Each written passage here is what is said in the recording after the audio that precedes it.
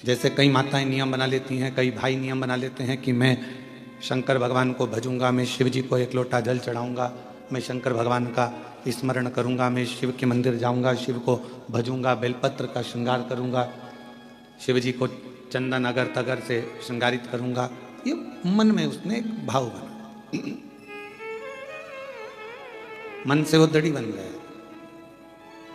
पर मालूम पड़ा फिर किसी ने पूजन करते करते, भजन करते करते 1.5 महीना, 2 महीना, 3 महीना निकला और किसी ने तुम्हारे कानों में आकर कह दिया शिव जी को जल चढ़ाने से क्या होता।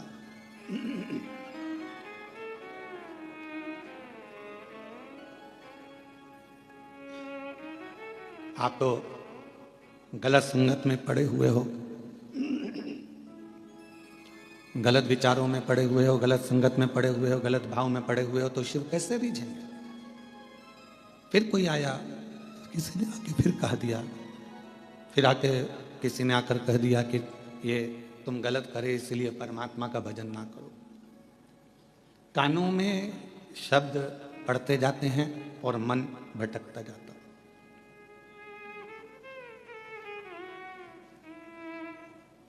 मन भटकता कब है? जब हम गलत लोगों की बातों में आ जाते हैं।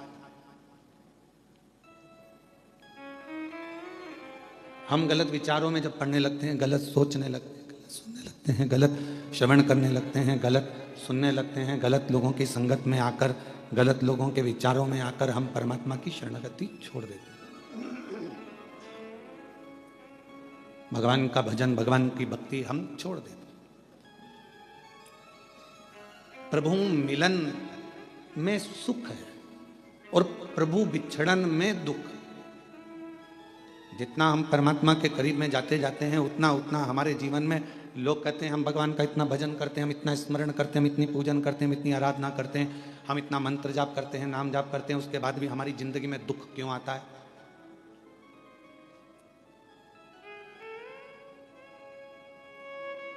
आप सब समझदार हैं, जितने आस्था चैनल पर कथा सुन रहे हो, जितने फेसबुक यूट्यूब पर पितृपक्ष में ये श्रवण कर रहे हैं कथा को, सब समझदार हैं।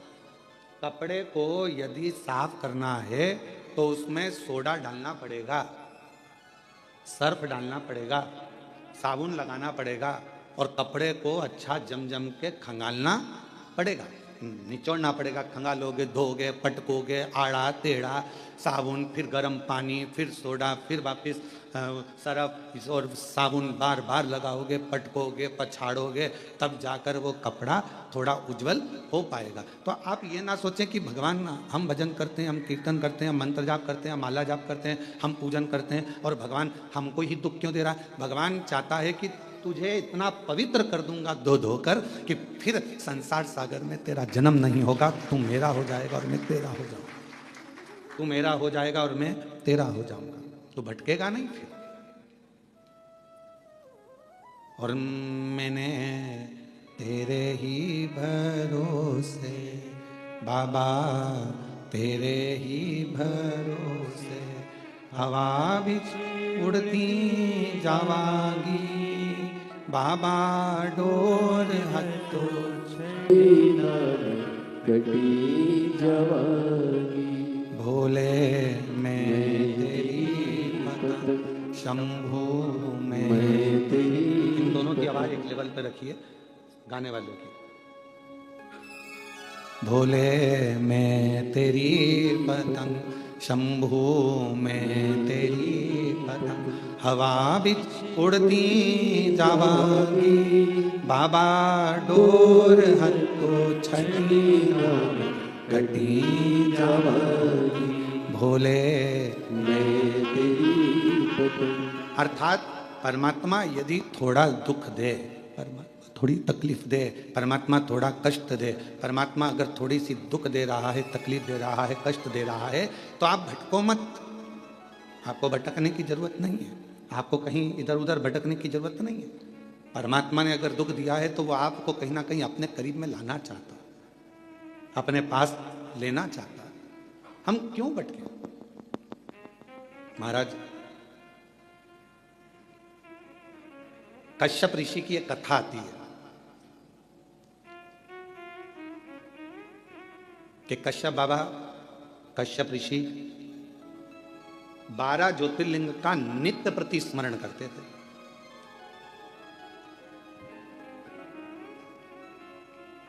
श्राद्ध पक्ष की कथा है, थोड़ा सावधानी से सुनिएगा। श्राद्ध पक्ष की कथा है, थोड़ा सावधानी पूर्वक स्मरण करिएगा और अपने जीवन में उतारने का प्रयास करिएगा। जितने भी आस्था चैनल पर सुन रहे हो, चाहे फेसबुक यूट्यूब पर सुन रहे हो, चाहे इस कथा के पंडाल में बैठकर सुन रहे हो, कश्यप बाबा 12 ज्योतिर्लिंग का स्मरण करते हैं। पर कभी उन्होंने अपनी जिंदगी में पार्थिव पूजन करा, हर बार 12 ज्योतिर्लिंग का स्मरण करा, पार्थिव पूजन करा, पर कभी उन्होंने 12वां ज्योतिर्लिंग नहीं बनाया। अर्थात 11 ज्योतिर्लिंग बनाते थे और 12 ज्योतिर्लिंग उसमें बनाते ही नहीं।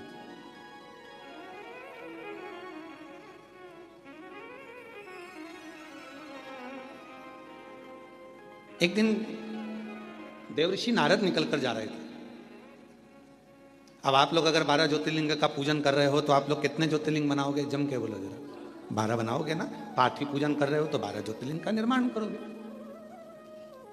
पर कश्यप ऋषि 11 ज्योतिर्लिंग का निर्माण करते थे और 12वां ज्योतिर्लिंग नहीं बनाते थे।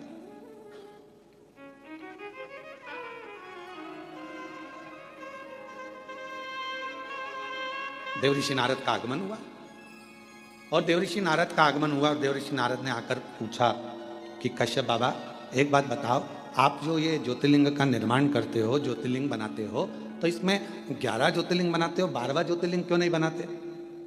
12वां ज्योतिर्लिंग निर्माण क्यों नहीं करते? नारद जी पूछ पूछ कर थक गए, तो भी आखिरी तक कश्यप ऋषि ने यह नहीं बताया कि 12वां ज्योतिर्लिंग क्यों नहीं बनाते। 11 की पूजन करते, 12वां बनाते।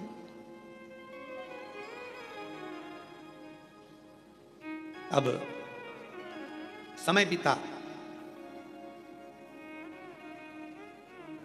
भगवान शंकर के पास में ऐसी सूचना मिल गई कि कश्यप ऋषि 12 ज्योतिर्लिंग का पूजन करते हैं। पर ज्योतिर्लिंग बनाते कितना है? जम के बोलो जरा। 11। और पूजन कितने ज्योतिर्लिंग की कर रहे हैं? अच्छे से बोलो, आवाज नहीं आई। 12। तो जब 11 ज्योतिर्लिंग का आराधना कर रहे हैं, 11 ज्योतिर्लिंग का निर्माण कर रहे हैं, तो 12 ज्योतिर्लिंग का पूजन का फल कैसे मिले? कैसे प्राप्त हो? तब पार्वती जी एकदम रुष्ट होकर बैठ गई और पार्वती जी शिव जी की आराधना करने लगी। भोलेनाथ जी ने पूछा, पार्वती तुम रुष्ट क्यों? यहां पर एक लाइन बड़ी सुंदर आई है कि पार्वती जी रुष्ट होती हैं तो शिव जी की पूजन करती हैं। हमारा आप सबसे भी यही निवेदन है, अगर मान लो जिस दिन तुमको गुस्सा आए उस दिन तुम महादेव की पूजन करो, उस दिन आप भगवान का। पर उल्टा होता है, जिस दिन रुष्ट होते हो ना, उस दिन तो तुम इतना बोलते हो, इतना बोलते हो, इतना बोलते हो कि जो पहले का करा धरा है ना, उस पर भी तुम लोग पानी फेर लेते हो, वो भी पूरा सत्यानाश मिला लेते हो, उसको भी नाश कर देते हो।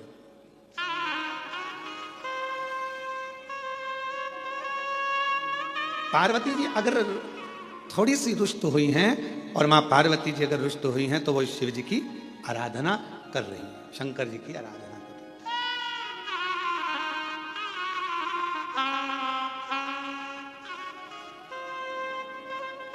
और मैंने तेरे ही भरोसे बाबा, तेरे ही भरोसे। मेरा सासुओं से भी निवेदन है, बहुओं से भी निवेदन है, बेटाओं से भी निवेदन है, बाप से भी निवेदन है, भाऊ से भी निवेदन है, और घर में रहने वाले हर व्यक्ति से निवेदन है कि पार्वती के संवाद का स्मरण करना।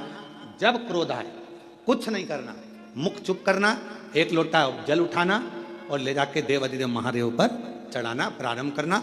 थोड़ी देर बैठना, हाथ में माला पकड़ना, नहीं पकड़ो तो प्रेम से मोबाइल को किनारे रखना और हृदय पर हाथ रखकर श्री शिवाय नमस्तुभ्यं, श्री शिवाय नमस्तुभ्यं, श्री शिवाय नमस्तुभ्यं, श्री शिवाय नमस्तुभ्यं। हृदय से अपने मन से भगवान को पुकारना प्रारंभ करो, भाव से पुकारो उसको। झगड़ा कर भी लोगे, सास अपशब्द कह देगी, बहू अपशब्द कह देगी, दोनों ने अपनी आड़ी टेढ़ी बातें कह दी, होगा क्या इसमें महाराज? इसमें एक दूसरे से संबंध दूर बनते चले जाएंगे, टूटते चले जाएंगे। इसलिए जितना मौन रहोगे, शांत रहोगे, उतने अपने जीवन का आनंद पाओगे, उतने अपने जीवन को प्रसन्नता के भाव में लेकर जाओ।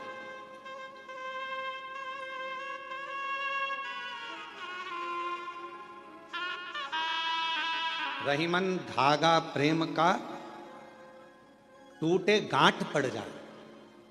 प्रेम का धागा जब टूटता है तो उसमें गांठ लग जाती है, और गांठ लग जाती है तो फिर वो गांठ जब भी खुलेगी, अर्थात दो हिस्से में ही रहे।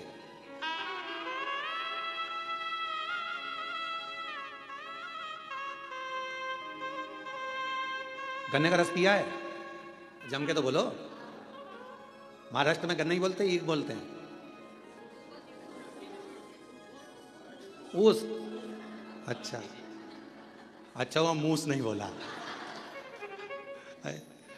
मराठी में उसको ऊस कहते हैं, तो जो हमारे उधर गन्ना कहते हैं, शुगर कहते हैं, है?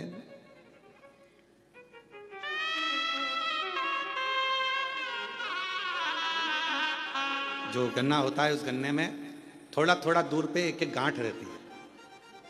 गन्ने के पूरे भाग में मिठास होता है, पर जहां गांठ होती है ना उसकी, उसमें मिठास नहीं होता, उसमें रस नहीं होता।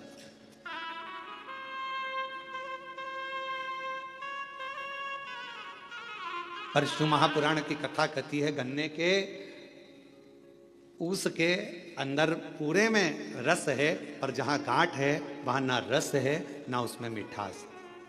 पर एक बात याद रखो, जब कोई गन्ने के रस में बहुत डूब जाता है ना, तो उसको गांठ में भी रस आना प्रारंभ हो जाता है, और उसमें भी उसको मिठास का नजर आना। और जितने आप बैठे और हम भी बैठे हैं, हमने भी बचपन में खूब गन्ना छिल छिल कर खाया, पर जो गठान का छिलका था उसको खाते थे, जब गन्ने के रस में इतने डूब जाते थे कि उस गांठ में भी रस आना चालू हो जाता। और तुमने भी खाया होगा, ये पक्का। ऐसा हो नहीं सकता कि तुमने गांठ छीली हो और उसको मुंह में नहीं लिया, उसमें रस मिला। तो कहा, यदि परिवार में एक दूसरे को मिलकर चलना है और उसमें अगर रस आ रहा है, तो फिर एक निवेदन है, कभी विवाद की, कभी द्वेष की अगर गांठ पड़ भी जाए, तो उसको भुलाते हुए उस रस में डूबने का फिर प्रयास करना, और उस गठान को, उस गांठ को एक साइड पटकने का प्रयास करना। एक साइड परमात्मा की भक्ति में डूबो, परमात्मा के भजन में डूबो, स्मरण में डूबो। पार्वती जी रुष्ट हो गई, भगवान शंकर की पूजन करने बैठ गए, और कहते हैं जितनी रुष्टता में भगवान का भजन हो पाता है, उतनी एकाग्रता जब रूठने के बाद जब आप लड़ाई कर लेते हो, एकदम तुम देखना बहुत तेज सुनामी लहरें चली, बहुत तेज बारिश हुई, खूब तेज हवा चली, एकदम बवंडर मचा, और उसके बाद जो शांति होती है, इतनी शांति कि लगता है अभी थोड़ी देर पहले तो हमने देखा था कितना बवंडर था, इतना विवाद था, और अब एकदम शांति हो, एकदम शांति। इतना शांति कैसे हो सकता? तो जब विवाद छिड़ जाए, बहुत क्लेश हो जाए, बहुत अशांति हो जाए घर में, मान लो किसी कारणवश अगर विवाद हो जाए, तो मेरा निवेदन है, टूटना नहीं, एक दूसरे से अलग मत जाना, बल्कि साथ रहना। तुम उसको समझना, वो तुम्हें समझेगा, और एक दूसरे से साझा बनाकर ये गन्ने के रस जैसा उसका आनंद लेते हुए आगे बढ़ते चले जाए, उसमें क्लेश ना हो। और मत बुरे कर्म कर बंदे, वरना पछताएगा, भगवान की आंखों से तू बच नहीं पाएगा, तू बच नहीं पाएगा। अरे ओ अज्ञानी मत कर नादानी, अरे ओ अज्ञानी मत कर नादानी, तेरे कर्म का फल भी तू ही पाएगा, जैसा किया तूने तेरे आगे आएगा। मत बुरे कर्म कर बंदे, वरना पछताएगा, भगवान की आंखों से तू बच नहीं पाएगा, तू बच नहीं पाएगा। आप कर्म करते चलो। आज का व्यक्ति कैसा है? तो कहा आज का व्यक्ति यह सोचता है कि मैं काम कम करूं और फल ज्यादा मिले।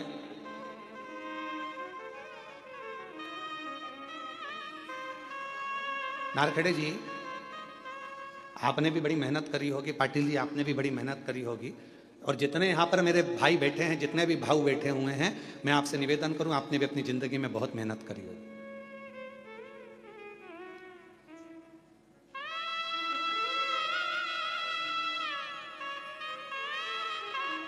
खूब मेहनत करी।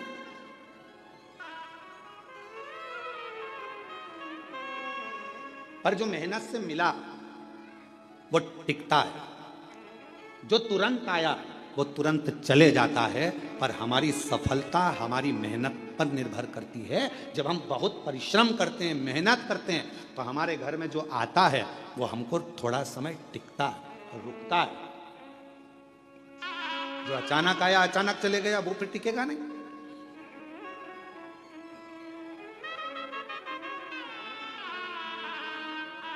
और मेहनत कर कर जो सुख मिलता है ना, वो सुख दूसरा ही है।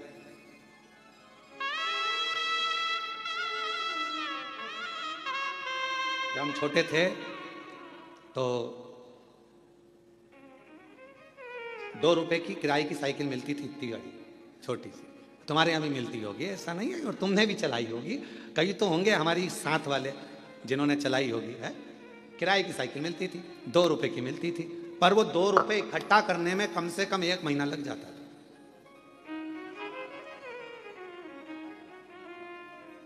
हितेश, तेरे को तो मालूम ही नहीं होगा बेटा। मालूम है क्या तेरे? अच्छा, ठीक है।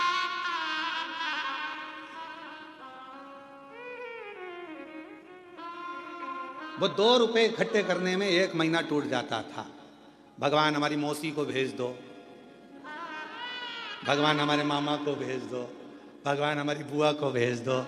जब ये सब आती थी, 5 पैसे, 10 पैसे, 15 पैसे, 25 पैसे जब देकर जाती थी, और वो 2 रुपया जिस दिन इकट्ठा होता था, उस दिन सुबह से गायब होते थे। साइकिल लेते थे छोटी वाली, और कभी कभी किस्मत ऐसी होती थी कि वो साइकिल ऐसी मिलती थी जिसकी चेन बार बार उतर जाती थी।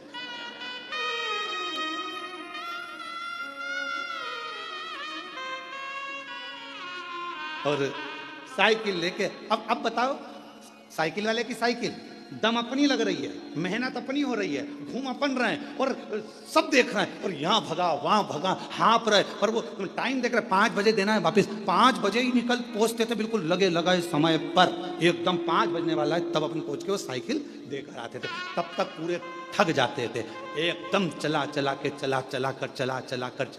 कर वो 2 रुपए पूरे वसूल कर लेते थे। और फिर मम्मी पूछती थी, बेटा वो देकर गई थी 15 पैसे, 10 पैसे, 20 पैसे, 25 पैसे, तो उसकी तो मैं साइकिल चलाया आया, क्या मिला तुझे? तो मम्मी बहुत मजा आया, आनंद आया, खुशी मिली, आनंद मिला। इतनी मेहनत जो करी है ना, तो ये मेहनत कर कर जो सुख मिला है, उसके आगे सब शून्य है, सब शून्य।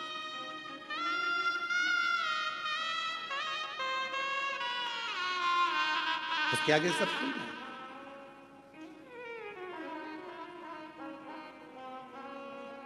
और कभी कभी जो मेहनत के बिना मेहनत के मिल जाता था, वो कहीं ना कहीं गिर जाता था। एक बार हुआ ऐसा हमारे साथ भी, तुम्हारे साथ भी हुआ होगा।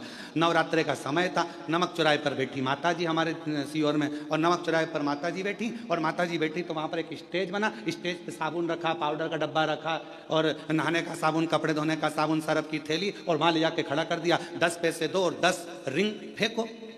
तुमने भी फेंके होंगे ऐसे गोले गोले रिंग। अब परंतु वो इतने साल हो गए, उसमें एक साबुन नहीं आया, और एक दिन साबुन अगर आ गया तो साबुन को खुशी खुशी लेकर जा रहे थे, और मालूम पड़ा कि वो साबुन रखा था जेब में, जेब थी फटी, और साबुन पूरा गया। तो जो मेहनत से मिला वो टिका, और जो मेहनत से नहीं मिला वो हाथ से खिसक गया। शिव महापुराण की कथा कहती है, कोई तुमसे आकर कह दे कि तुम मेरे पास आकर बैठ जाओ, तुम्हें मेहनत नहीं करना पड़ेगी, दुनिया का सारा धन अपने आप मिल जाएगा, समझ लेना कि बेवकूफ़ बना रहा है और तेरा लेकर चले जाएगा और तुझे चूना लगा देगा। इसलिए निवेदन है, अपना व्यापार, अपनी नौकरी, अपनी सर्विस, अपनी मेहनत पूरी बरकरार रखो और पूरी मेहनत करो। जिस समय आपकी मेहनत प्रबल होगी उस दिन भगवान तुम्हें छप्पर फाड़ कर देना प्रारंभ कर देगा, तुम्हें वैभव देगा, धन देगा, संपदा देगा, सब देगा, सब देगा। आप अपनी मेहनत से पीछे मत। शिव कथा कह रही है, भगवान शंकर का चरित्र कर रहा है, शिव महापुराण का चरित्र कर रहा है, भगवान शंकर की पवित्र कथा कर रही है, शिव तत्व कर रहा है। पार्वती जी बैठ गई तब साधना करने के लिए, शंकर भगवान ने नेत्र खोले और पार्वती से पूछा कि आज तू रुष्ट होकर मेरी पूजन कर रही? हाँ। क्यों? वो कश्यप ऋषि है ना, 12 ज्योतिर्लिंग का पूजन करना चाहिए, तो वो 11 ज्योतिर्लिंग बनाते हैं और पूजन करते हैं और एक ज्योतिर्लिंग छोड़ देते हैं। शंकर भगवान ने कहा, पार्वती नहीं, कश्यप ऋषि कभी ऐसा नहीं करते, वो पूरे 12 ज्योतिर्लिंग का पूजन करते हैं, पूरे 12 ज्योतिर्लिंग।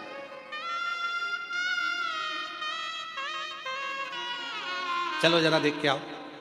पार्वती जी ने शिव जी को लिया साथ और चलो जरा देखो, मैं बताती हूँ तुमको 11 ज्योतिर्लिंग बने। वो कश्यप ऋषि का रोज का नियम था, ज्योतिर्लिंग बनाते वो पूजन करते, पार्थिव लिंग। चलो अभी दिखाती हूँ। और ले गए, जो सामने देखे तो 11 ज्योतिर्लिंग बने थे। शिव जी को पार्वती जी करेंगे, देखो 1 2 3 4 5 6 7 8 9 10 और 11। अब शंकर भगवान बोले, अभी रुक मैं गिन के बताता हूँ, देख 1 2 3 4 5 6 7 8 9 10 11 12। पार्वती जी बोली, क्यों मुझे पागल बना रहे हो प्रभु? अब तुम तो शिव जी हो ना, तो तुम अपने आप को क्यों गिन रहे हो? तो भगवान शंकर बोले, 12 ज्योतिर्लिंग की पूजन कर रहा है। पूछो कश्यप ऋषि से। बाबा कश्यप ऋषि के सामने प्रकट हो गए। कश्यप बाबा ने देखा, आज तो भगवान प्रकट हो गए। जब जब ये उलझन होती है ना, जब जब झगड़ा होता है, जब जब कोई विवाद उत्पन्न होता है, जब जब कोई क्वेश्चन आता है, जब जब कोई प्रश्न आता है, जब जब कोई बवाल मचता है, समझ लेना उसमें कोई ना कोई मंथन होकर कुछ निर्णय निकलने वाला।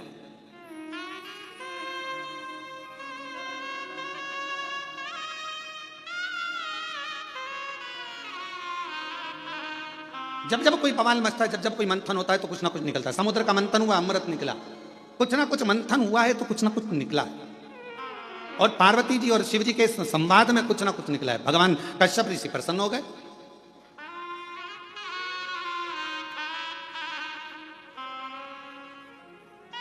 और मंथन में कुछ ना कुछ निकलना जरूरी भी है। एक प्रसंग बड़ा सुंदर है महाराज जी।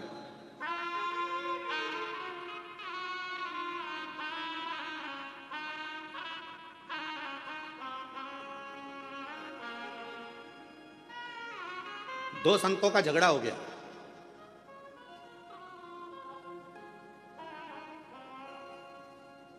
और आपस में दोनों झगड़ लिए। अब दोनों झगड़ लिए तो एक था राम जी का भक्त और एक था हनुमान जी का भक्त, और दोनों में छिड़ गया विवाद। हनुमान जी ने राम जी से कहा, प्रभु दो संत लड़ रहे हैं आपस में, अब तुम क्या कहोगे? राम जी बोले, कहना क्या है, अब इन दोनों को प्रमाणित करने के लिए अपन दोनों को जाना पड़ेगा। जब जब संत झगड़ते हैं, साधु झगड़ते हैं, सन्यासी झगड़ते हैं, तपस्वी झगड़ते हैं आपस में, जब कोई भगवत प्रेमी आपस में झगड़ते हैं तो उसका निर्णय करने के लिए स्वयं परमात्मा को बीच में आना पड़ता है और परमात्मा को निर्णय करना पड़ता है।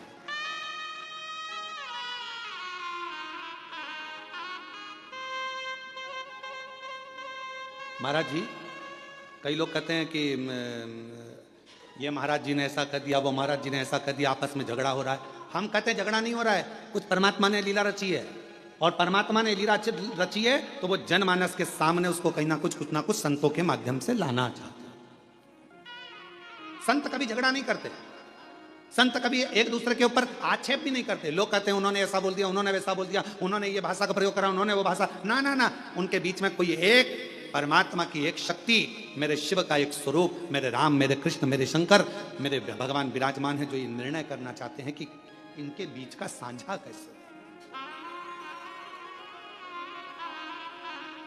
पार्वती जी बोली, तुम गलत गिन रहे हो। शिव जी बोले, तू गिन ले। फिर पार्वती जी ने गिनती लगाई, 1 2 3 4 5 6 7 8 9 10 11। शंकर भगवान से पार्वती जी बोली, ये तो 11 है। शिव जी बोले, देख मैं वापस गिनता हूँ, 1 2 3 4 5 6 7 8 9 10 11 12।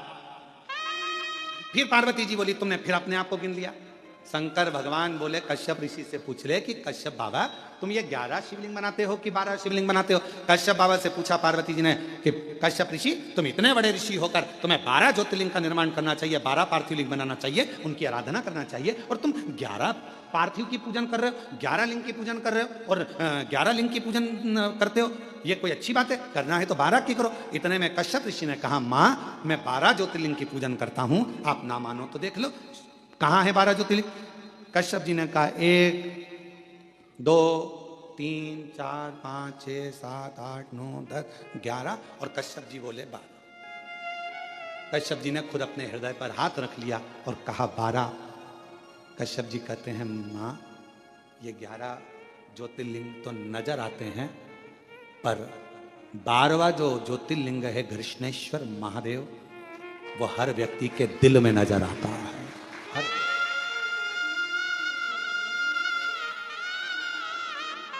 हर व्यक्ति के हृदय में।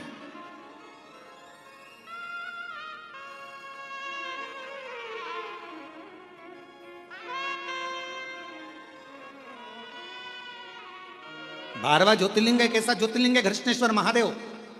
12वां ज्योतिर्लिंग है कैसा ज्योतिर्लिंग है घृष्णेश्वर महादेव जो हमारे हृदय में निवास करता है। कितना सुंदर कहा है स्कंद पुराण में घृष्णेश्वर बाबा के लिए, विरुल के लिए वर्णन किया गया। जिस परिवार के अंतर्गत मान लो कोई ना कोई एक बहुत बड़ा दुख आकर टिक गया हो और वो दुख हट ना रहा हो, तो घृष्णेश्वर महादेव का स्मरण कर कर यदि पीपल के वृक्ष के नीचे बस केवल हृदय से घृष्णेश्वर का जप कर कर, घृष्णेश्वर नाम का उच्चारण कर कर एक 4 बत्ती का दीपक यदि पीपल के वृक्ष के नीचे प्रज्वलित कर दिया जाए प्रदोष के दिन, तो वो भारी से भारी दुख भी केवल 7 दिन के अंदर कट जाता है। 12 ज्योतिर्लिंग में से एक ज्योतिर्लिंग है घृष्णेश्वर महादेव जो हमारे हृदय में निवास करता है। मन की ज्योति है, हृदय की ज्योति है। और हम आप सबके पावन चरणों को नमन करते हैं। बिरुल वालों, आप घृष्णेश्वर बाबा के नजदीक में रहते हो। आप जैसा किस्मत वाला दुनिया में कोई नहीं होगा जिनके पड़ोसी घृष्णेश्वर महादेव। हम आपको नमन करते हैं, आपको प्रणाम करते हैं। और जितने आस्था चैनल पर कथा श्रवण कर रहे हैं, जितने आस्था चैनल पर कथा सुन रहे हैं, जितने बहन भाई, जितनी माताएं, जितनी मेरी जीजियां, जितने मेरे जीजाएं, जितनी मेरी बेटियां बेटा इस घृष्णेश्वर महादेव की पवित्र भूमि से पितृपक्ष में ये शिव महापुराण की कथा को ऑनलाइन श्रवण कर रहे हैं, हम आप सबके चरणों को नमन करते हैं। आप जैसा किस्मत वाला कोई नहीं होगा, क्योंकि यहाँ शास्त्र वर्णन करता है कि 12वां ज्योतिर्लिंग घृष्णेश्वर एक ऐसा ज्योतिर्लिंग है जो जहां जिस जगह पर बैठकर उसको याद करता है, वो 12वां ज्योतिर्लिंग उसको वहीं पर करुणा करना प्रारंभ कर देता है। वो 12वां ज्योतिर्लिंग,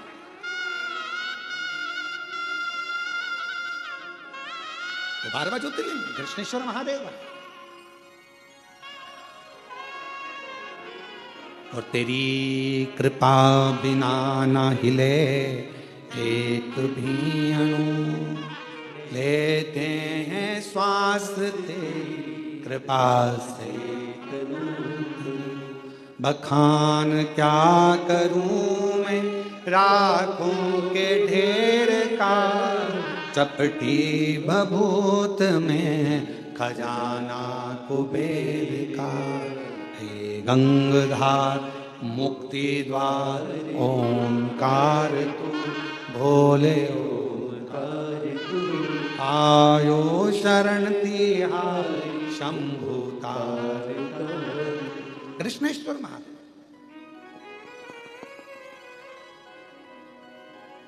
शिव जी का दर्शन हो गया। विवाद किसका छिड़ा था? पार्वती और शंकर भगवान का। और दर्शन किसको हो गया? कश्यप ऋषि। आपको पहले कथा में कहा है, जब कथा हैदराबाद में चल रही थी तो उसमें कहा था कि थोड़ी बहुत पूजन की थाली में कमी रह जाए ना तो प्रसन्न होना। तुम यहां पूजन कर रहे हो और तुम माचिस ढूंढ रहे हो, तुम कपूर ढूंढ रहे हो, तुम कुंकू रोली ढूंढ रहे हो, तुम चंदन ढूंढ रहे हो, तुम्हें लग रहा है कि तुम ढूंढ रहे हो, पर तुमने याद करा अरे राम मेरी पूजा की थाली में कपूर तो घर पे रह गया। अब तुमने कह दिया कपूर घर पे रह गया और तुम यहां ढूंढ रहे हो, तो तुम नहीं ढूंढ रहे हो, अब तुमने मन से वो कपूर को प्रकट कर दिया। शिवजी तुम्हारे घर जाकर वो कपूर वहां से ले लेंगे। तुमने स्थान बता दिया कि वहां रखा है। झगड़ा यहां हुआ है शिव और पार्वती का। और दर्शन किसको हो गया? जम के बोलो जरा। कश्यप ऋषि, झगड़ा इन दोनों का हो रहा है। दर्शन कश्यप ऋषि कर रहा है, दर्शन कश्यप बाबा को हो रहा है। ये इनकी आनंदता, ये इनका प्रेम है, ये इनकी वात्सल्यता।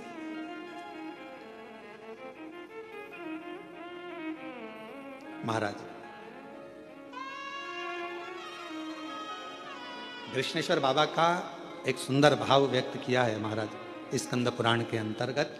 भाव से अपन उसको पढ़ें, स्मरण करें। शिव महापुराण में कृष्णेश्वर बाबा की जो कथा का वर्णन किया उसका भी स्मरण करें।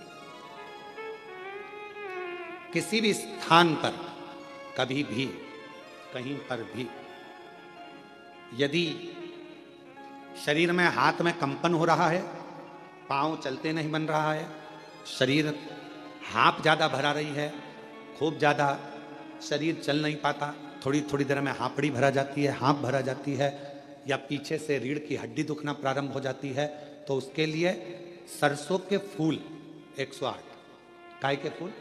सरसों। सरसों जानते हो सब लोग?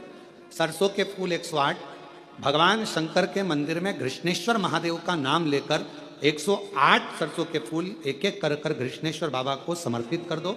उसी फूल को उठाकर नंदी जो मंदिर में है उसका पीठ का ऊपर का एक भाग होगा, नंदी के पीठ पर अग्र भाग ऊपर का होता है, उस भाग को वो 108 सरसों के फूल छुआ दो और उसको लेकर घर पर आ जाओ, उसको सूखने डाल दो। सूखने के बाद वो सरसों के फूल का थोड़ा थोड़ा सा भाग सुबह के समय पर खाली पेट जरा सा भाग रोज खाना प्रारंभ करो। 21 दिन तक 20 दिन तक अगर आपने रोज खाया, आपके हाथ का कंपन और जो चलने में आपको हाँप भरा रही है वो, और रीढ़ की जो हड्डी दुख रही है उसमें धीरे धीरे अंतर आना अपने आप प्रारंभ हो जाएगा। कृष्णेश्वर महादेव का स्मरण, कृष्णेश्वर फिर कहेंगे कश्यप बाबा 11 ज्योतिर्लिंग का निर्माण करते हैं, 12वां ज्योतिर्लिंग नहीं बनाते हैं। क्यों? क्योंकि 12वां ज्योतिर्लिंग कश्यप बाबा कहते हैं ये मेरा दिल, ये मेरा हृदय, ये मेरा चित्त, ये मेरा मन, ये मेरे हृदय की जो एक बिंदु है, यही मेरा 12वां ज्योतिर्लिंग है। शिवजी प्रसन्न हो गए।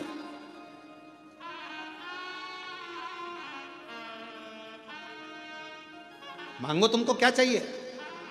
पार्वती जी बोली अपन तो झगड़ा कर आए थे और आप कश्यप ऋषि को वर देने लगे। शिव जी कहने लगे अब मेरा दर्शन हुआ है तो कुछ ना कुछ तो देना पड़ेगा। पार्वती जी बोलती ऐसा होता है क्या? शंकर भगवान बोले सुन पार्वती, ये मेरी रीति है, अगर कोई संसार का मनुष्य मेरे दरवाजे पर, मेरे मंदिर में, मेरे देवालय में आकर अगर 1 लोटा जल रोज चढ़ाएगा तो मुझे रोज उसको कुछ ना कुछ देना ही पड़ेगा। ये नीति है।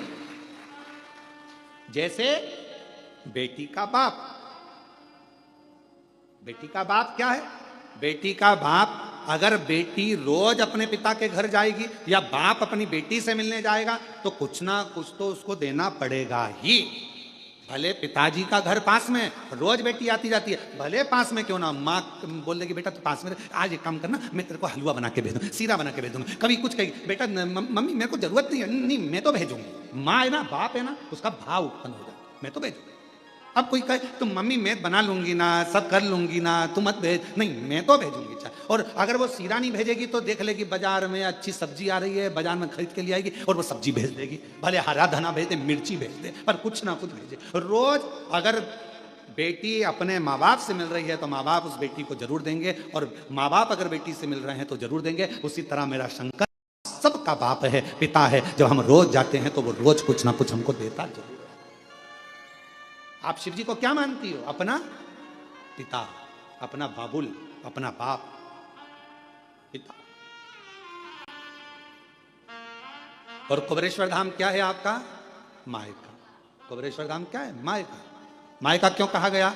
जो कुबेरेश्वर बाबा की धरा पर आता है, कुबेर भंडारी के दरवाजे पर आता है, कुबेरेश्वर धाम पर आता है और दिल से जो मांगता है मेरा कुबेर भंडारी उसको दे देता है, फिर वो वापस आता है, क्योंकि वो उसका मायका है। पर पूर्ण समर्पण के साथ जाओ, वहां तुम्हारी किसी से पहचान नहीं।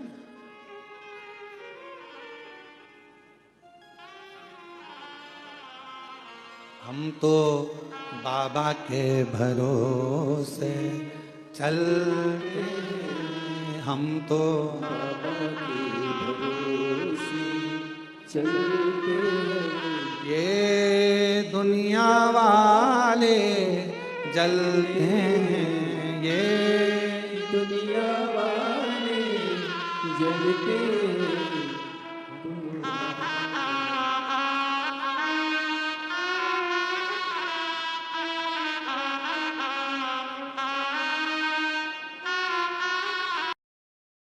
बाबा के चलते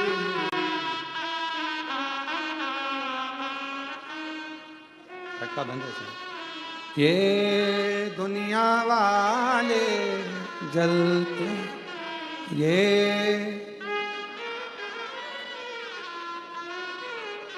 हम तो बाबा के चलते हैं, हम तो बाबा के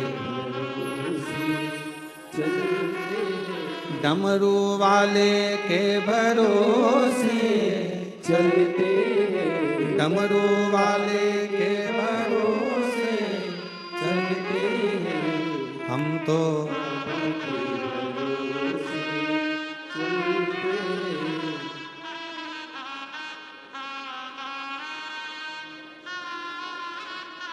काशी वाले के भरोसे।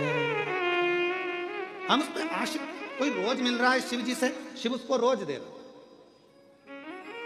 कोई बाबा से रोज मिल रहा है, बाबा उसको रोज दे रहा। पिता है वो हमारा, बाबुल है वो हमारा।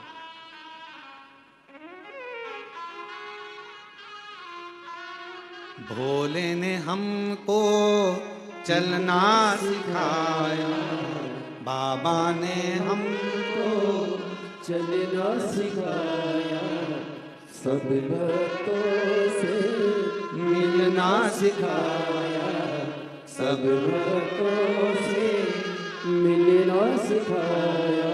और जब ये सब कुछ हो जाता है तो हम सीना तान के चलते हैं, हम तो सीना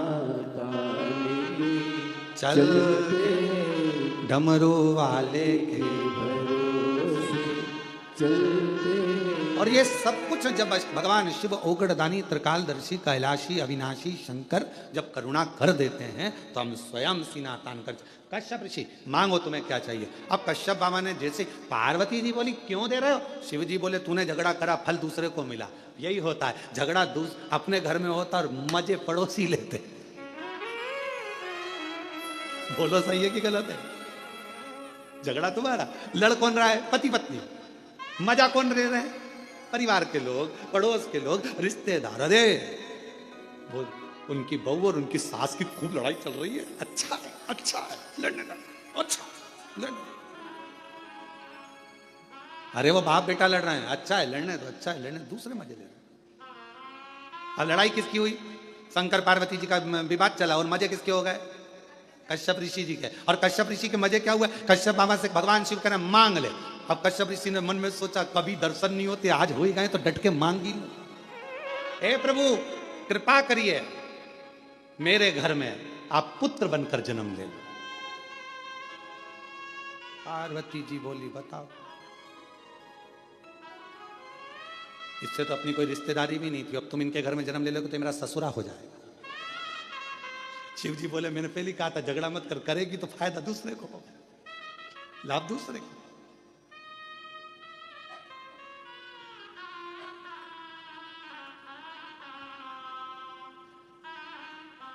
एक घर में एक सास और बहू थे, बहुत बहुत उन दोनों का आपस में बनता नहीं था, बिल्कुल नहीं बनती थी। और बनती नहीं तो उनके यहाँ सबसे ज्यादा झगड़ा सास बहू का होता तो फायदा दूसरे का होता। अभी देखो फायदा कैसे होता। एक महाराज भिक्षा मांगने गए, माता भिक्षाम देगी, माता भिक्षाम दे। इतने में बहू आई, बहू ने आकर एक कटोरी आटा दान दे दिया। महाराज निकल के जा रहे थे, इतने वहीं से उसकी सास आ गई, ए बाबा इधर आ, कहां से मांग के ला रहा है, तुम्हारी घर गया था, कौन मिला, बहू, क्या दिया, एक कटोरी आटा। वो कौन होती है देने वाली, चल मेरे साथ चल, मेरे साथ चल। बस एक कटोरी, मेरा घर है, मेरी प्रॉपर्टी है, मेरा मन, चल मेरे साथ। और अंदर गई और 4 कटोरी आटा लाके महाराज को दे दिया। फायदा किसका, दूसरे का। अब एक दिन सास अंदर थी और महाराज आए, माता भिक्षाम देही। सास ने कहा कि रोज रोज आता है, नहीं देना, आज नहीं दूंगी, जा। इतने में वो महाराज चल दिया। सामने से बहू पानी लेकर आ रही थी, हंडा मटके। उसने पूछा महाराज जी कहाँ से आ रहे हो, तुम्हारे घर से आ रहे हैं। मिल गया, कुछ नहीं मिला, तुम्हारी सास ने कचूना दिया, कुछ नहीं दिया, चलो मेरे साथ आओ जरा, आओ आओ जरा। वो कौन होती है मना करने वाली? जब मेरा पति कमा रहा है तो मैं दूंगी, चल। और गई अंदर, और अंदर जाके आधा किलो चावल, आधा किलो चने की दाल सब बांध के लिया और आटा वाटा सब लाके दे दिया। ले, फायदा किसका? महाराज का। झगड़ा कौन कर रही? सास बहू, और फायदा दूसरे। हमारा निवेदन एक बहुत बहुत आप लोगों से है, आपस में पास में अगर व्यापार चल रहा है, पास में दुकान चल रही है, भाई की दुकान चल रही है, परिवार वाले की दुकान चल रही है, निवेदन है झगड़ा मत करना व्यापार में, झगड़ा मत करना परिवार में। क्यों? तुम्हारे झगड़े के चक्कर में तुम्हारे ग्राहक कटकर दूसरी जगह चले जाएंगे और दूसरी जगह पहुंच जाएंगे। ना तेरे हाथ में खीर लगेगी, ना इसके हाथ में खीर लगेगी। कम से कम आज इसके यहां से ले रहा है तो कल तेरे दरवाजे पर जरूर आएगा, ये विश्वास रखना। एक दूसरे में विवाद स्पर्धा नहीं करना है, विवाद नहीं करना।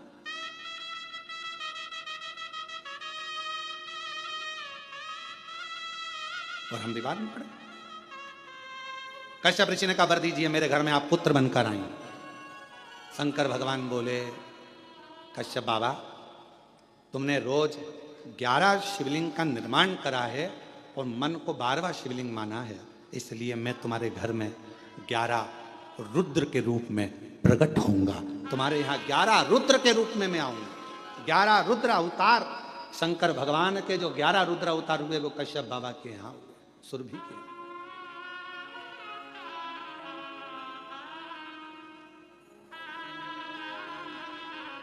मैं तुम्हारे यहाँ प्रकट हूं। शिव पुराण कहती है, संसार का मनुष्य यदि एक बार भी पार्थिव लिंग का निर्माण कर कर पूजन करता है तो उसको फल बहुत मिलता है। महाराज फल जरूर मिलता है। पार्थिव पूजन कुछ ना करिए, केवल एक घर के बगीचे में, घर के गमले में अगर मिट्टी है तो उसको ऊंचा कर कर शिवलिंग वहीं बनाकर वहीं जल चढ़ाना प्रारंभ कर दो, उसका फल मिलेगा, उसका लाभ जरूर। पर निवेदन है केवल दिखावे से, मन की शुद्धता, मन के भाव।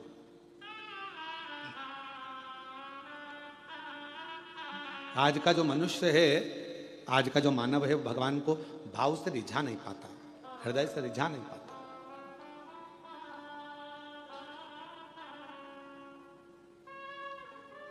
जैसे उत्तानपाद की श्रीमद् भागवत में वर्णन आता है कि राजा उत्तानपाद की 2 पत्नियां थी, एक सुनीति एक सुरुचि। एक नीति का पथ दर्शाती है और दूसरी रुचि का पथ दर्शाती है। राजा की पहली पत्नी थी सुनीति, दूसरी पत्नी सुरुचि। एक नीति को दर्शा रही है, एक रुचि को दर्शा रही है। उसी तरह हमारे 2 मन है, हमारी 2 आकांक्षाएं, हमारी 2 इच्छाएं, हमारे 2 विचार हैं। एक मन कहता है भगवान के भजन में जाओ, दूसरा मन कहता है कि अभी थोड़ी देर से चाय पीने के बाद जाओ।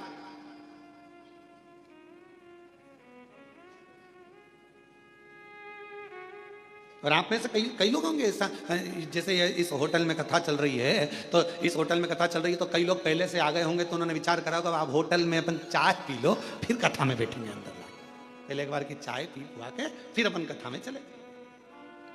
और यहाँ पर भी हमारे जजमान परिवार, नारखेड़े परिवार, पाटिल परिवार, ये लोग जो कथा में बैठे हुए हैं, हम इनसे भी कहेंगे तुम भी अगर ऊपर से कथा में नीचे आए होगे, अपने अपने कमरे से निकल कर आए होगे, तो पहले पूरी तैयारी कर लिए होगे, पेंट पुना के बढ़िया सज धज के, और फिर बढ़िया रुमाल ले लो, सामान ले लो, ये ले लो, बैग ले लो, इसमें सामान रख लो। और वो छोटी सी वो बच्ची, वो हितेश की, पल्लवी की, वो नाटक करेगी तो उसका भी खाने पीने का सामान झोले में डाल सब ले लुआ के और अपना सामान लेकर तुम यहाँ चले और बैठ गए कथा में। अब क्यों? क्योंकि तुम्हें मालूम है ये कुछ मांगेगी तो मैं निकाल के देती जाऊंगी, फिर कुछ मांगेगी तो फिर निकाल के देती जाऊंगी, फिर कुछ मांगेगी तो निकाल के देती, और ज्यादा ही कुछ मांगेगी तो दब दपड़ी दो।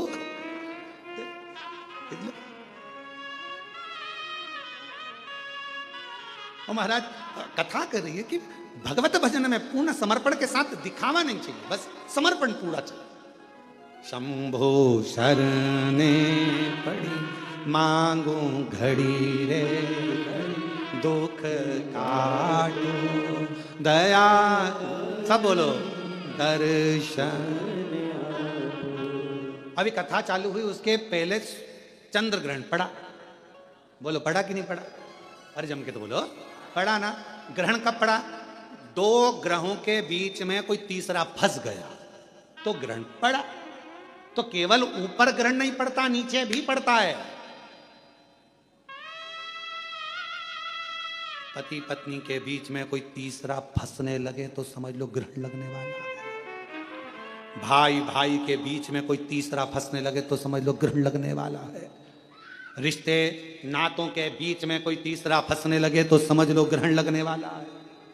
संबंधों में भी ग्रहण लगता है।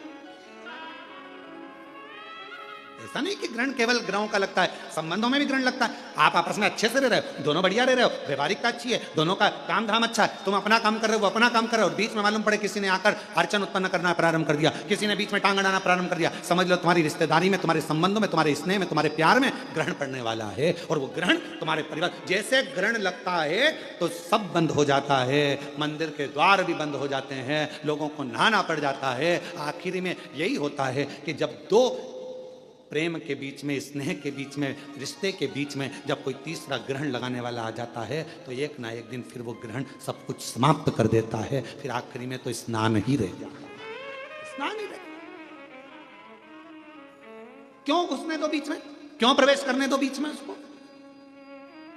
कोई आए सिखाने के लिए नहीं भैया, मेरी सास अच्छी है, हम बहू हैं, बहू अच्छी, मेरा परिवार अच्छा, मेरे बेटे अच्छे, मेरी बहू अच्छी, मेरा बेटा अच्छा, मेरे रिश्तेदार अच्छे, मेरे नातेदार अच्छे, सब अच्छे, बुरा कोई नहीं है संसार में। बुरा थोड़ी सी देर का समय होता है जो ये निकल जाता है, फिर वापस घड़ी अच्छी आ जाती है। समय का इंतजार थोड़ा करो और समझ से जियो। समय और समझ, परमात्मा ये दोनों चीज देता है। समय पर अगर समझ आ गई तो तुम्हारी जिंदगी बन गई, और अगर समझ आई और समय निकल गया तो वो जिंदगी बेकार हो गई। समय पर समझ आना चाहिए तो जीवन ठीक है।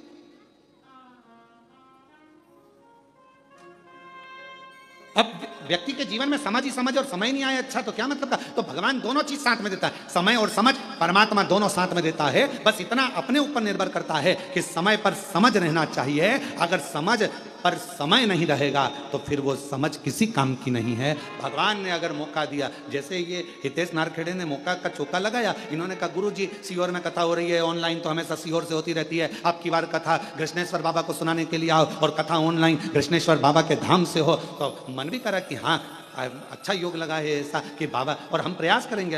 हितेश तुमने अच्छी प्रेरणा दे दी इस चीज़ के लिए। हम प्रयास करेंगे कि अब जब भी कोई कथा इधर उधर हुई और कैंसिल हुई और वो मालूम पड़े ऑनलाइन हुई, तो हम प्रयास करेंगे कि 12 ज्योतिर्लिंग में एक ज्योतिर्लिंग में जाके कर दिया करेंगे, कोई जजमान को पकड़ कर। ऐसे किसी जजमान को पकड़ लिया करेंगे और कह दिया करेंगे 50 आदमी तुम्हारे आओ, आराम से अपने कमरे लो और एक हॉल करो और उसमें बैठकर ऑनलाइन और सब आस्था चैनल पर कथा श्रवण करें और अपने जीवन को सार्थक बना। ऐसा अच्छी प्रेरणा दिया आपने, है? बहुत अच्छी। 12 ज्योतिर्लिंग के ज्योतिर्लिंग हो जाएंगे और कथा का आनंद हो जाए। अब यहाँ जितनी बैठी है ना सब तैयारी में लग गई है। महाराज अब ना छोड़ेंगे, अब रुको तुम, अगला हम पकड़ते तुमको त्रंबक आंदो ऑनलाइन।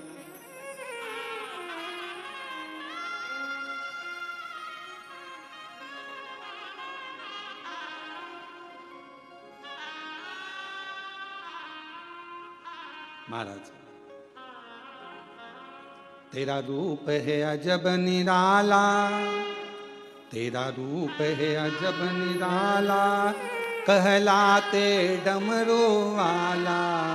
तेरा रूप है अजब निराला, कहलाते डमरू वाला। तेरा रूप है अजब निराला, कहलाते डमरू वाला। कानों में बिछुअन माला, तेरा रूप है अजब निराला। कानों में बिछुअन माला, कानों में बिछुअन माला, आँखों में तेज निराला। कानों में बिछुअन माला, आँखों में तेज निराला। माथे पे हे चंदा तुमसे ही पावन गंगा, तन पर है भस्म रमा। ओ नंदी के असवार, काशी के तुम अवतार। तुम कितने सुंदर हो ओ भोले, कितने सुंदर हो। तुम कितने सुंदर हो कितने सुंदर हो। तेरा रूप है अजब निराला, कहलाए डमरू वाला। तेरा रूप है अजब निराला, कहलाए डमरू वाला। मेरा शंभू, मेरा शंकर, मेरा त्रिकालदर्शी, मेरा कैलाशी अविनाशी, जो दिन रात कृपा करने वाला है, करुणा करने वाला है। इसलिए कभी भोलेनाथ बन के, विश्वनाथ बन के चले आना, भोले जी चले आना। विश्वनाथ बन के, भोलेनाथ बन के चले आना, भोले जी चले आना। सब गाइए, विश्वनाथ बन के, भोलेनाथ बन के चले आना, भोले जी चले आना। विश्वनाथ बन के, भोलेनाथ बन के चले आना, भोले जी चले आना। तुम महाकाल बन के आना, तुम महाकाल बन के आना। तो महाकाली को संग में लाना, महाकाली को संग में लाना। महाकाली को संग में लाना। ये भर स्वयं भगवान शंकर ने कश्यप ऋषि को दिया है, कश्यप बाबा को दिया है। कथा कहती है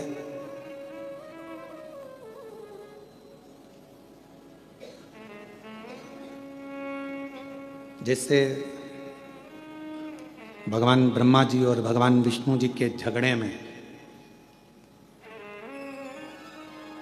श्रेष्ठ कौन के झगड़े में भगवान शंकर का प्रथम शिवलिंग पृथ्वी पर प्रकट हो गया था। झगड़े में ही तो प्रकट हुआ है।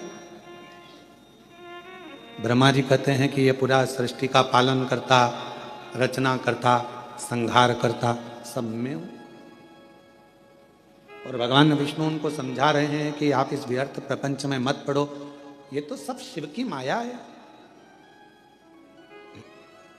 क्यों प्रपंच में पढ़ना, क्यों विचार करना, ये सब शंकर का है। आप और हम भी इन्हीं प्रपंचों में फंसे हुए हैं। कोई ने कह दिया जल चढ़ाओ, कोई ने कह दिया जल मत चढ़ाओ, कोई ने कह दिया बेलपत्र कचड़ी हुई खाओ, कोई ने कह दिया मत खाओ, कोई ने कह दिया प्याज मत खाओ, लहसुन मत खाओ, कोई ने कहा प्याज खाओ, लहसुन खाओ, कोई ने कह दिया ये मत खाओ, कोई ने कह दिया वो मत करो, कोई ने कह दिया ऐसा मत करो, कोई ने कह दिया वैसा मत करो। हम उलझे हुए, सुलझ नहीं पा रहे। सुलझोगे कब? जब स्वयं के दिल की मानोगे। जब तक दूसरे की मानोगे, दूसरे की सुनोगे, दूसरे की कहना मानोगे, तब तक हमारा घर फूटता चले जाएगा, टूटता चले जाएगा। और जिस दिन हमने अपनी खुद की सुनना प्रारंभ कर दी, उस दिन तुम्हारे घर को कोई नहीं तोड़ सकता। तुम्हारे घर की एकजुटता बढ़ती चली जाएगी। हम दूसरे की सुन, हम स्वयं भीतर की नहीं सुन पाते।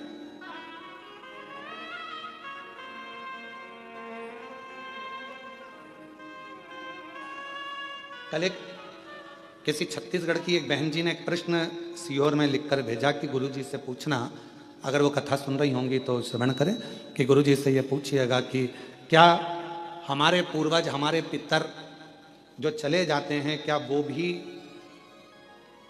आकर हमारे घर के दरवाजे पर श्राद्ध पक्ष में खड़े होकर हमसे कुछ मांगते? क्यों नहीं मांगते?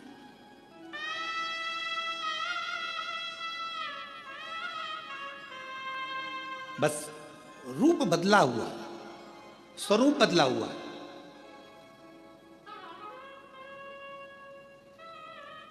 एक कथा यदि आप लोगों ने सुनी होगी भगवान कृष्ण की। एक बार श्री गरुण जी महाराज भगवान कृष्ण से एक प्रश्न करें, और गरुण जी महाराज ने भगवान नारायण से, भगवान कृष्ण से प्रश्न किया, क्या पितरों की तृप्ति का कोई कार्य हो सकता है? ये 16 दिन जो पितृपक्ष के आते हैं, इन 16 दिन में हम पितरों के लिए क्या कर सकते हैं? कोई ऐसी कथा हमारे शास्त्रों में वर्णित है क्या? तो क्यों नहीं है? भगवान कृष्ण और गरुण का संवाद कर रहा है, गला पकड़ रहा है बेटा।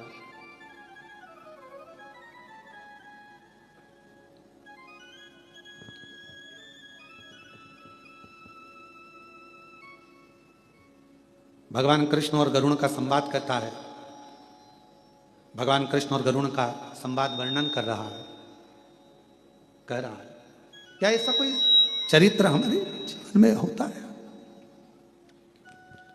भगवान मालिक है उनका, श्री शिवाय नमस्तुभ्यम। क्या कोई चरित्र ऐसा है जो हमारे जीवन को श्रेष्ठतम दे, आनंद दे? एक चरित्र है, कहा गरुण जी एक रुचि नाम के राजा हुए, जिन्होंने अपने गुरु की शरणागति ग्रहण कर गुरु की शरणा बस ठीक है रुक जाओ, गुरु की शरणागति ग्रहण करी और गुरु की शरणागति ग्रहण कर उन्होंने अपना घर परिवार सब छोड़कर एक समय भोजन ग्रहण करना और भगवान का भजन करना, सब कुछ छोड़ दिया। वन में निवास कर रहे हैं, वन में घूम रहे हैं, वन में निवास कर रहे हैं, वन में भ्रमण कर रहे हैं। एक बात अपने अंदर उतार कर रखना मेरी बहनों, मेरी जीजियों, मेरे जीजाओं, मेरी बेटियों बेटाओं, अगर तुम्हारा मन करे कि मुझे घर छोड़ना है, परिवार छोड़ना है, तो तब छोड़ना जब भगवान तुम्हारा हाथ पकड़ ले। किसी दूसरे के चक्कर में तुम अपना घर मत छोड़ना, अपना परिवार मत छोड़ना। भगवान के यदि तुम हो जाओ, परमात्मा के यदि तुम हो जाओ तो छूटे तो अच्छी बात, पर किसी दूसरे के चक्कर में अगर घर छोड़ रहे हो तो वो श्रेष्ठता नहीं है तुम्हारी, वो फिर तुम्हारी श्रेष्ठता नहीं।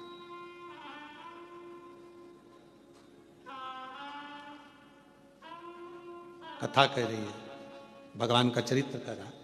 एक रुचि नाम के राजा हुए, भगवान कृष्ण गरुण जी से कहते हैं कि वो रुचि नाम के राजा भ्रमण करते, वन में रहते, एक समय भोजन करते, भगवत भजन में डूबे रहते, स्मरण में डूबे रहते, मंत्र जाप में डूबे रहते। पर एक दिन वो एक वृक्ष के नीचे विश्राम कर रहे थे और उनके पूर्वज, उनके पितर उनके पास आकर खड़े हो गए और बोलने लगे कि तुम्हारा वंश नहीं बढ़ेगा तो हमारा तर्पण कैसे होगा?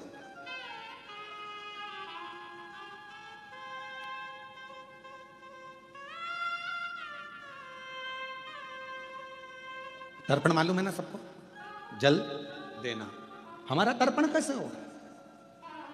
कभी कभी मन में आता है, एक प्रश्न खड़ा हो जाता है कि कई लोग कहते हैं गुरुजी ये तर्पण क्यों दिया जाता है, पितरों को पानी क्यों दिया जाता है, ये पितरों को जल क्यों दिया जाता है, अस्थियों को जल में क्यों डाला जाता है? कई बार एक मन में भाव उत्पन्न हो जाता है कि व्यक्ति अपनी जिंदगी में तृप्त होकर नहीं गया,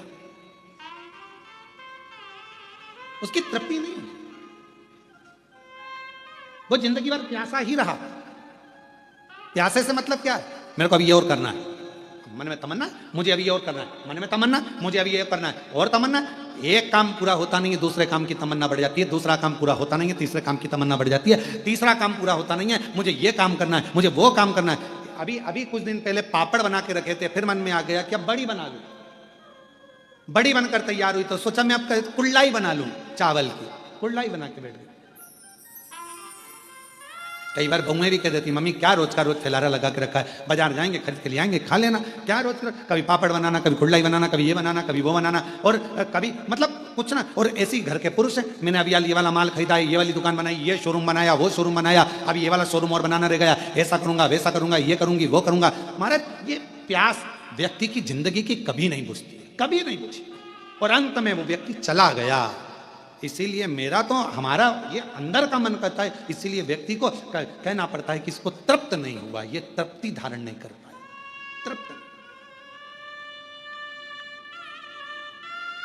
वस्तुओं से तृप्ति रखो, घर के सामानों से तृप्ति रखो, पर परमात्मा की कथा से कभी तृप्त मत हो। परमात्मा की कथा में तो और प्यास बढ़ना चाहिए, और मिले और मिले और मिले और मिले, और प्रारंभ हो और सुनने को मिले। ये प्यास परमात्मा क्यों? क्योंकि अगर परमात्मा के भजन की, परमात्मा की कथा की, शिव नाम की, मंदिर जाने की, दर्शन करने की, कुबेरेश्वर धाम जाने की जब प्यास अंदर बढ़ेगी तो ये याद रखना, ये परमात्मा को मिलन की जो प्यास बढ़ती है वो परमात्मा को हमारे करीब में लेकर आ जाती है। और एक दिन मेरा काल अधिपति महाकाल तुम्हारा हो जाता है और तुम काल अधिपति महाकाल की बेटी हो जाती है। ये अगर प्यास बढ़ रही है तो ये परमात्मा से मिलन की। राजा रुचि, हमारे को तृप्ति नहीं मिली, तुम्हारा वंश नहीं बढ़ रहा है, तुम्हारा वंश बढ़ना चाहिए। राजा रुचि तुम्हें विवाह करना पड़ेगा। राजा रुचि ने कहा मैंने संन्यास व्रत धारण कर लिया है, मैं वानप्रस्थी हो गया हूं, मैंने घर छोड़ दिया है, परिवार छोड़ दिया है, सबसे बड़ा है वानप्रस्थी, मैं नहीं करूंगा विवाह। पितरों ने समझाया, पितरों ने कहा तुम्हें विवाह करना पड़ेगा, समझा। तब राजा रुचि ने मन में विचार करा, यदि पितर बोल रहे हैं और ये भटक रहे हैं तो मुझे विवाह करना जरूरी है। वचन दो तुम विवाह करोगे। राजा रुचि ने वचन दे दिया, मैं तुम्हारी तृप्ति के लिए, पितरों के मोक्ष के लिए मैं विवाह करूंगा। अब विचार करा कि विवाह करूंगा पर मैं तो हो गया बूढ़ा, कन्या कहां मिलेगी मुझको मेरी उम्र की। पितर चले गए, पितर गए और ये भटक रहा है विवाह के लिए, यहां वहां सब दूर गया, कहीं लड़की नहीं मिली, कन्या नहीं मिली। आखिरी में ये तप करने के लिए बैठ गया, ब्रह्मा और भगवान विष्णु का तप करने लगा।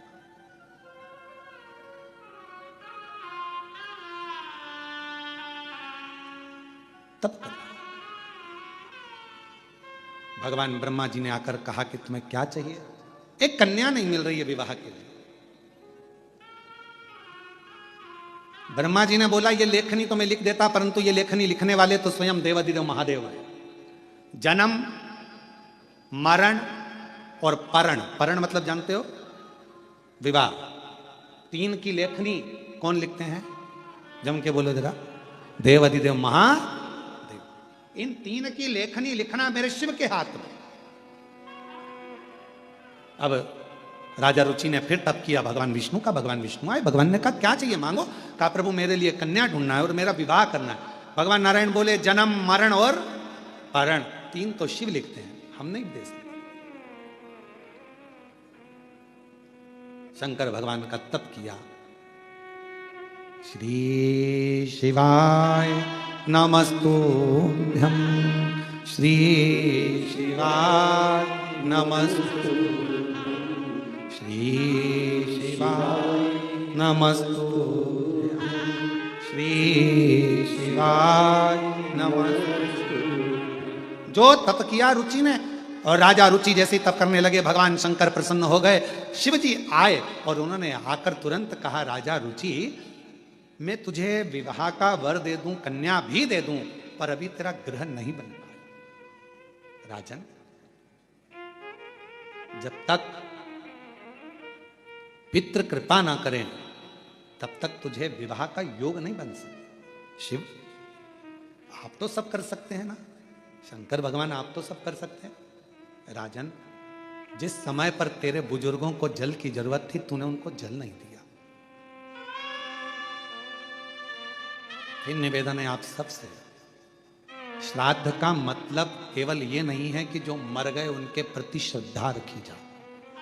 श्राद्ध का मतलब है तुम्हारे घर में जो जीवित हैं, तुम्हारे घर में जो बुजुर्ग हैं, तुम्हारे घर में जो बड़े बैठे हैं, वो बुजुर्ग हो गए तो उनको पानी, भोजन, उनकी व्यवस्था समय पर दीजिए। ये श्राद्ध का मतलब ये नहीं है जो मर गए उनके प्रति श्रद्धा, उनके प्रति रखो श्रद्धा। मतलब हम ये नहीं कहेंगे कि मत रखो, मना नहीं है। आप अपने पूर्वज चले गए उनके प्रति श्रद्धा रखो, उसका मतलब श्राद्ध है, हम मानेंगे। पर हमारी शिव महापुराण की कथा कहती है, यह शिव तत्व कहता है कि सबसे बड़ी 16 दिन की श्राद्ध से मतलब रखना कि अपने घर में जो बुजुर्ग हैं, अपने घर में जो बड़े हैं, अपने घर में जो बुजुर्ग माता पिता हैं, उनके प्रति श्रद्धा हो तो समझ लो कि यह श्राद्ध का महत्व है। आप श्रद्धा ही नहीं रखते। कभी प्यासे को पानी पिलाया नहीं, बाद अमृत पिलाने से क्या फायदा।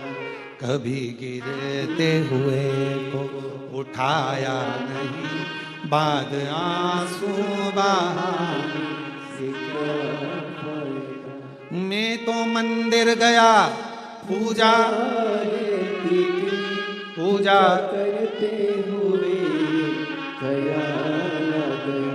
कभी माँ बाप की सेवा की ही नहीं, केवल पूजा रचाने से क्या फायदा।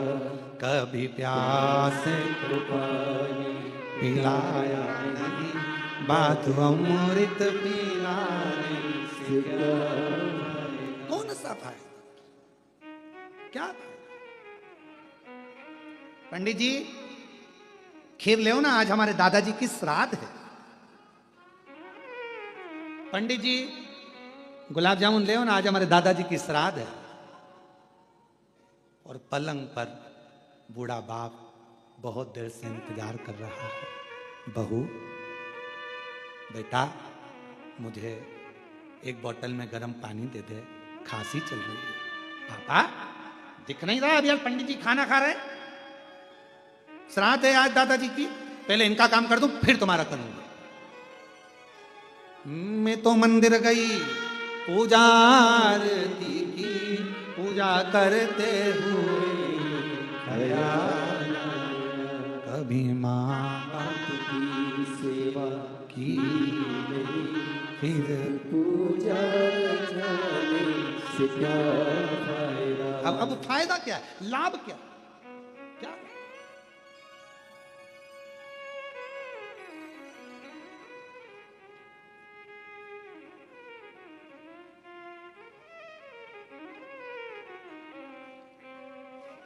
एक छोटी सी बात है, परंतु हो सकता है कि आप लोगों को बुरे भी लग जाए। हमारी बहुत पहले की बात है, बहुत पहले, लगभग 18 से 19 साल हो गए होंगे उस बात को। श्राद्ध वक्त चल रहा था और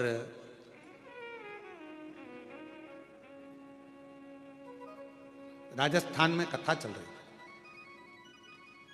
जिन जजमान की यहाँ कथा थी, उन्होंने उनके एक कोई लड़की थी और वो कुंवारी अवस्था में, वो बिटिया लगभग 12th में थी और वो चली गई थी। उसके निमित्त का उस दिन उसका श्राद्ध था।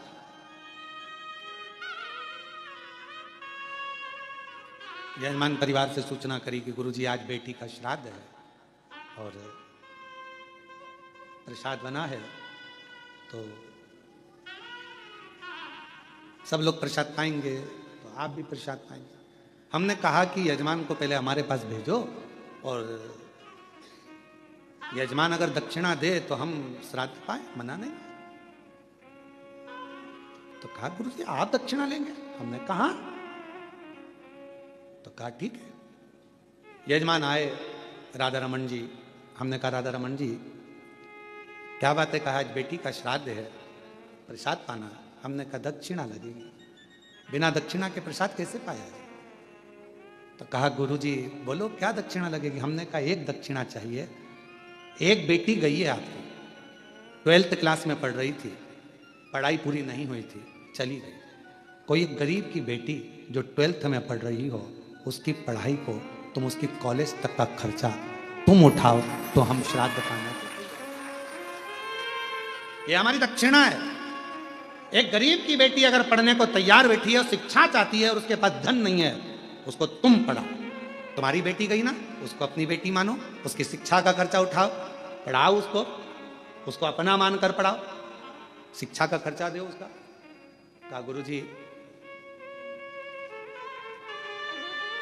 आंख में आंसू थे राधा रमन जी के और कहने लगे आज लगा कि मैंने बेटी का सही श्राद्ध किया है, आज लगा मैंने बेटी का सही श्राद्ध किया। मेरी बेटी गई, मैंने दूसरे की बेटी को पढ़ाऊंगा, उसका कॉलेज तक विद्या अध्ययन कराऊंगा, और अगर मुझे भगवान ने उस लायक बनाया तो एक दिन उस बेटी का कन्यादान भी मैं अपने हाथों से कर दूंगा। इसको कहते हैं कि तुमने अपनी बेटी की जगह बेटी को संभाला। केवल एक ब्राह्मण को भोजन करा देना, श्राद्ध का भाग निकाल देना, यह मूल नहीं है। मूल यह है कि किसी के चेहरे पर आपके द्वारा प्रसन्नता आ जाए। और आज मैं कहूँगा नारखेड़े जी, पाटिल जी, मेरे को बड़ी प्रसन्नता इस चीज़ की कि जिस बेटी को उन्होंने पढ़ाया, नमिता उसका नाम है, और वो आज पटवारी बन गई है और पटवारी बनकर पटवारी का जॉब कर रही है। और आप मानेंगे नहीं, नारखेड़े जी कभी योग लगेगा तो मैं उसको मिलवाऊंगा आपसे, उस नमिता बेटी से, कि जिन्होंने उस बेटी को पढ़वाया, उसकी माँ नहीं थी, उसका बाप था केवल, और बाप दूसरे के यहाँ काम करता था। बेटी पढ़ गई, पिताजी के जो लड़का था 2-3 उसके बहुएं आ गई, पिताजी को रखा नहीं, तो वो जो दूसरे की बेटी थी, उस बाप को अलग से मकान दिलाकर वो बेटी अपने पिता को वहां रख रही, जिसने पढ़ाया। ओरिजिनल बाप नहीं है वो, पिता नहीं है, पर उसका साथ है। श्राद्ध किसको कहते हैं? श्राद्ध का मतलब क्या है? आज दुनिया के लोगों ने केवल सोशल मीडिया पर श्राद्ध को हंसी का पात्र बना रखा है। एक बहन फोन लगाकर कहे कौवे को निमंत्रण देती है, कौवा कहता है मैं व्यस्त हूं, ये श्राद्ध है? हमारे सनातन धर्म की हंसी उड़ाने के लिए श्राद्ध है? पंडित को खाना खाते हुए दिखाया जाता है, बहुत पेट वाला हंसता हुआ, क्या ये सोशल मीडिया पर श्राद्ध का परिचय? कौवों की टीम बैठी हुई है छत के ऊपर और उसको दिखा रहे कि ये श्राद्ध है। ये हमारा सनातन धर्म की हंसी है, इसको हम श्राद्ध नहीं कह सकते। श्राद्ध का मतलब है अपने घर में जो बुजुर्ग हैं, अपने घर में जो बैठे हैं, उनको दिल से आदर कर लो, सम्मान कर लो, तो ऊपर बैठे हुए बुजुर्ग स्वयं आशीर्वाद देना प्रारंभ कर देंगे, वर देना प्रारंभ कर देंगे। श्राद्ध का मूल ये है। और अगर कोई हमको श्राद्ध में अगर बुला रहा है प्रसाद खाने के लिए, तो हमारी दक्षिणा याद रखना, हमारी दक्षिणा याद रखना। कि हमारी दक्षिणा क्या है? वैसे भी दक्षिणा के मामले में हम बड़े प्रसिद्ध हैं, सोशल मीडिया पर हमारी दक्षिणा बहुत चलती है, पर हमारी दक्षिणा याद रखना कि हमें अगर श्राद्ध पक्ष में प्रसाद पवाना है, जिसको बुलाना है हम आने को तैयार है, पर शर्त यह है कि अगर बुजुर्ग के श्राद्ध में बुलाओगे तो एक बुजुर्ग को तुम्हें उसके मरते दम तक संभालना पड़ेगा। एक महिला के श्राद्ध में बुलाओगे तो एक बुजुर्ग महिला को, एक गरीबड़ी को, तेरे घर की बुजुर्ग महिला को तुझे संभालना पड़ेगा। ये दक्षिणा दे और संकल्प देना पड़ेगा। संकल्प अगर टूट गया तो समझ लेना तूने संकल्प किसको दिया? 12 ज्योतिर्लिंगों को। शिवर वाला महाराज केवल शंकर को बजता है, शिव का स्मरण करता है। इसलिए बड़ा सोचिए, केवल जो मर गए चले गए उनके प्रति श्रद्धा श्राद्ध नहीं है। श्रद्धा वो, श्राद्ध वो जो तुम्हारे घर में बैठे हैं, घर में रह रहे हैं, बुजुर्ग हैं, माता पिता हैं, चाहे अपने पति के माता पिता हो, चाहे पत्नी के माता पिता हो, जो हो उनका आदर होना चाहिए। क्योंकि श्राद्ध पक्ष में आप लोग कभी गया जी गए हो या पिंडदान करा हो तो उसमें 2 चीजें लगती है, एक पिता का पक्ष, एक माँ का पक्ष। इसलिए दोनों देखे जाते हैं। तुम्हारी पत्नी है तो उसका भी पक्ष देखा जाएगा, तुम्हारा पति है तो उसका भी पक्ष देखा जाएगा। दोनों के माता पिता का आदर करिए, दोनों के माता पिता का सम्मान करिए, दोनों के आदर पूर्णता का भाव रखिए, आपको सुख मिलेगा, आनंद मिलेगा, पूर्णता का। पति सोचे कि मैं अपने माँ बाप का आदर करूं, पत्नी के माँ बाप का नहीं, और पत्नी सोचे मैं अपने माँ बाप का आदर करूं, पति के माँ बाप का नहीं, तो ये पूर्णता नहीं मानी गई। ये दोनों का आदर, दोनों का सम्मान। माँ बाप वो भी हैं, माँ बाप वो भी हैं, दोनों का पूर्ण आदर के साथ में जो सम्मान होता है वही श्राद्ध का मूल है। हम भटक रहे हैं। आज के जमाने में हमने श्राद्ध को केवल हंसी का पात्र का केंद्र बना दिया। ये 16 दिनों को श्रद्धा के मूल को समझो। मैं मंदिर गई पूजा करते हुए गया, कभी माँ बाप की सेवा की, फिर पूजा रचाने से क्या फायदा, कभी प्यासे को पानी पिलाया नहीं, बात आंसू बहाने से क्या। ये आपके भीतर एक भाव उत्पन्न करो।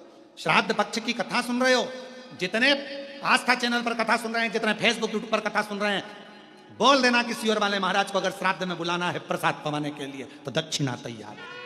और वह दक्षिणा एक ही होगी, आपके घर के बुजुर्गों का आदर, आपके घर के बड़ों का सम्मान, श्रद्धा, उनके प्रति रुचि, ये हमको चाहिए। ये हमारी दक्षिणा है, ये हमारी दक्षिणा है।